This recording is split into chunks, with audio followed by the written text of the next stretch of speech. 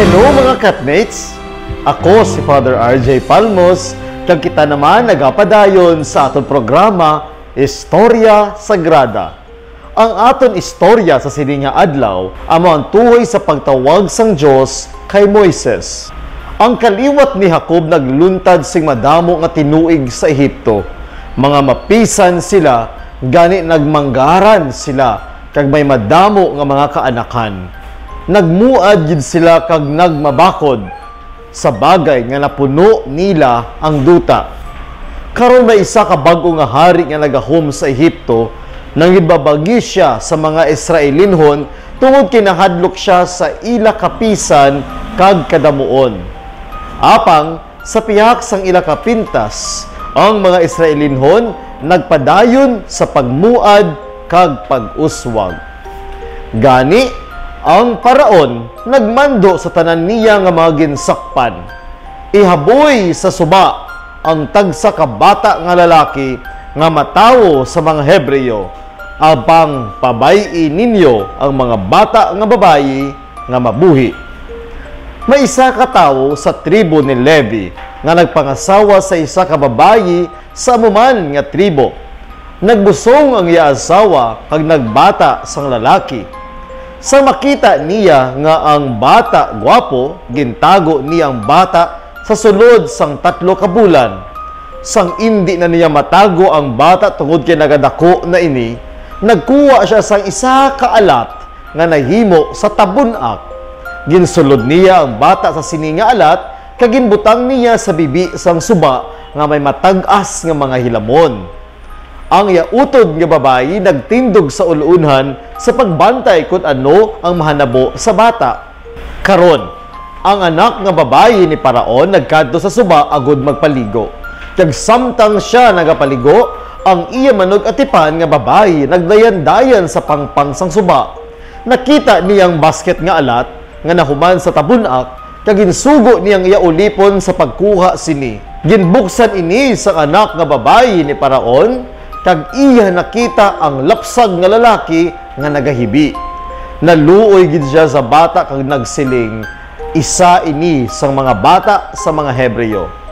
Si Miriam nga mong utod nga babayi sang lapsag nagpamangkot sa iya, luyag mo bala nga magpangita ako sa isa ka babayi nga Hebreyo nga magaatipan sa sining bata para sa imo? Nagsabat siya, lakat ka. Kaya naglakat ang bata nga babayi, kaya gintawag ang iloy sang bata. Nagdako ang bata, kag gindala ini sa anak nga babayi ni Faraon, kag ginayop niya kasubong sang iya anak. Kag nagsiling ang anak ni Faraon, ginkuha ko ini sa tubig, gani akon siya pagahingadlan, Moises. Nagdako si Moises, kag samtang si Moises nagalakat-lakat, iya nakitaan ang isa ka Ehiptohanon nga nangin mapintas sa mga sa isa ka Hebreyo. Gani, nagpalapit si Moises, kag iya ginpakigbato ang Hebreyo, tubtob nga napatay niya ini. Lipod sa ibalo nga may nakakita gali sa iya. Tungod sini, nagdali-dali palagyo si Moises, agud nga makapalagyo sa Paraon. Nagpalagyo si Moises, tubtob nakakadto siya sa kadutaan kung sa diin ginasagod ang makahayupan ni Jethro, ang pari sang Midian.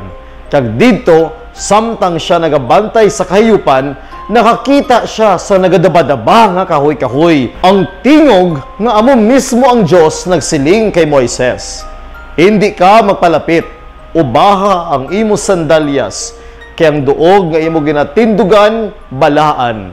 Ako amo ang Dios sa imo amay, ang Dios ni Abraham, ang Dios ni Isaac, kag Dios ni Jacob.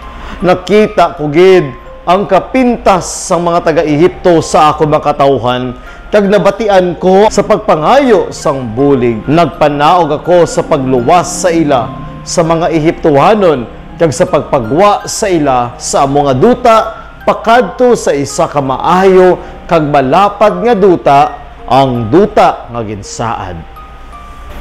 Apang si Moises nagsabat, ang mga Israelinhon hindi magpati sa akon, kag sa akon ginasiling.